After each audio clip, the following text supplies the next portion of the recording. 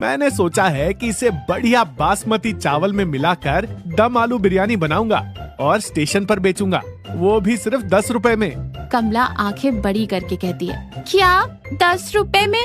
अजीब दिमाग तो ठीक है तुम्हारा। 10 रुपए में आजकल ढंग का धनिया नहीं आता और तुम बिरयानी बांटोगे, सारा घर बिकवा दोगे तुम। रमेश समझाते हुए कहता है, अरे मेरी भोली कमला, स्टेशन पर ट्रेन सिर्फ 2 मिनट रुकती है। अगर 50 रुपए दाम रखूंगा तो लोग सोचेंगे, मोल भाव करेंगे, तब तक ट्रेन चल देगी। 10 रुपए सुनकर कोई सोचेगा नहीं, बस जेब से सिक्का निकालेगा और ले लेगा। कम मुनाफा पर बिक्री बहुत ज्यादा, इसे कहते हैं व्यापार का विज्ञान। कमला मुस्कुराते हुए सिर हिलाती है, भगवान ही मालिक है तुम्हारा। चलो मैं आलू उबालती हूँ।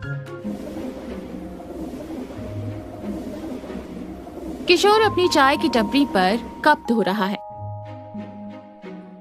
रमेश एक हाथ में बड़ा पतीला और दूसरे हाथों में पत्तों वाले दोने लेकर आता है। प्लेटफॉर्म पर कोई भीड़ नहीं, बस 2-3 लोग दूर दूर बैठे हैं। किशोर रमेश को देखकर जोर से हंसता है। अरे रमेश बाबू, आज ये क्या तोप उठा लाए? अब क्या स्टेशन पर भंडारा करने का इरादा है?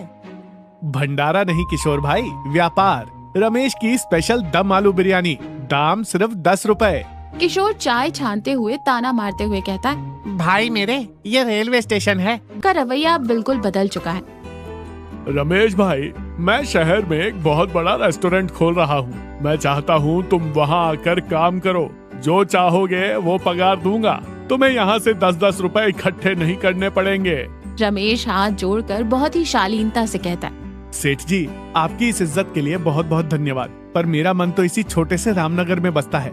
जब यहाँ से थके हारे यात्री मेरी 10 रुपए की बिरयानी खाकर मुस्कुराते हुए मुझे दुआएं देते हैं ना, तो मुझे लगता है जैसे मैं दुनिया का सबसे बड़ा अमीर आदमी हूँ। मेरी कमला और मेरा ये किशोर भाई, यही मेरी दुनिया है। कमला जो सुबह सुबह टिफिन लेकर आई है, वो मुस्कुरा कर कहती है, बिल्कुल सही कहा। अरे सेठ जी, अगर 10 रुपए में किसी का पेट और दिल दोनों भर जाए तो उससे बड़ा कोई व्यापार नहीं होता। सेठ जी मुस्कुराते हैं और सर हिलाते हैं। तुम दोनों ने मुझे जीवन का सबसे बड़ा पाठ पढ़ा दिया। मैं जब भी इस रास्ते से गुजरूंगा, तुम्हारी 10 रुपए वाली दम आलू बिरयानी खाने जरूर उतरूंगा। ट्रेन सीटी बजाती है और चल पड़ती है। रमेश, कमला और किशोर हाथ हिलाकर सेठ जी को विदा करते हैं। तीनों के चेहरे पर एक संतुष्ट और प्यारी मुस्कान है। तो देखा, पैसा और व्यापार इंसान की जरूरत पूरी कर सकते हैं, लेकिन जीवन में असली खुशी प्रेम और इंसानियत से मिलती है। एसी बोगी से सेठ धनीराम नीचे उतरते हैं। उनके हाथ में एक ब्रीफकेस है। कपड़े महंगे लग रहे हैं, लेकिन चेहरे पर कंजूसी के भाव हैं। धनीराम जी नाक सिकोड़ते हुए कहते, ये कैसा छोटा सा स्टेशन है और ये कैसी खुशबू आ रही है। सेठ की नजर रमेश के पतीले पर पड़ती है। आइए सेठ जी, 10 रुपए की दम आलू बिरयानी खाएंगे तो शहर के बड़े बड़े होटल भूल जाएंगे। 10 रुपए? जरूर इसमें तुमने बासी चावल और सड़े हुए आलू डाले होंगे। मैं 500 रुपए की थाली से नीचे कुछ नहीं खाता। किशोर हंसते हुए कहता है, सेठ जी, एक बार चक्कर तो देखिए, हमारे रमेश भाई के हाथों में जादू है। सेठ जी मन ही मन सोचते हैं कि 10 रुपए में पेट भर रहा है तो 500 क्यों खर्च करूं। ठीक है, 1 प्लेट देना, पर सुनो, आलू थोड़े बड़े देना और चावल थोड़े ज्यादा। और हाँ, 10 रुपए में मुझे 1 चम्मच भी फ्री चाहिए। रमेश मुस्कुराकर उन्हें 1 प्लेट देता है।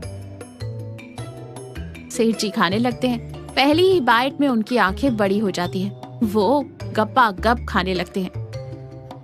अरे वाह, ऐसा स्वाद तो मैंने सालों से नहीं चखा। वो खाने के बाद 10 रुपए के छुट्टे ढूंढने में इतना मगन हो जाते हैं कि ट्रेन सीटी मारकर चली जाती है और उन्हें पता ही नहीं चलता। सेठ धनीराम घबराकर ट्रेन के पीछे भागने का नाटक करते हैं।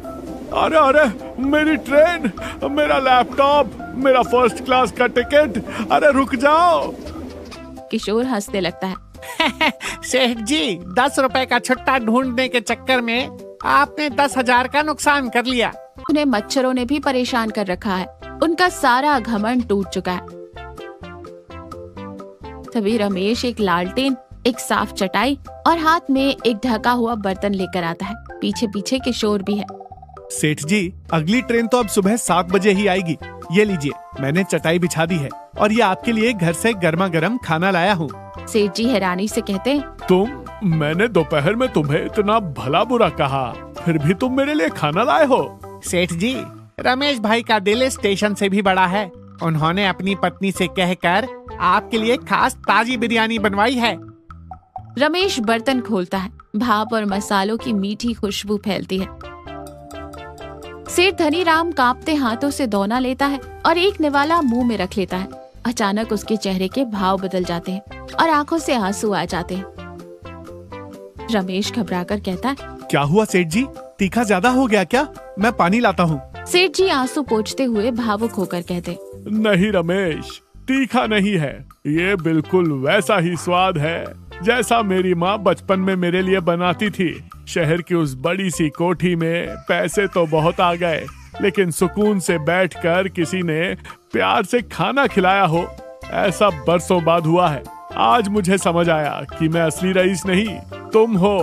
तुम्हारे पास जो संतुष्टि और प्रेम है वो मेरे करोड़ों रुपए से भी ज्यादा कीमती है। रमेश और किशोर मुस्कुराते हैं। सेठ जी आराम से खाना खाते हैं जैसे कोई दावत खा रहे हैं।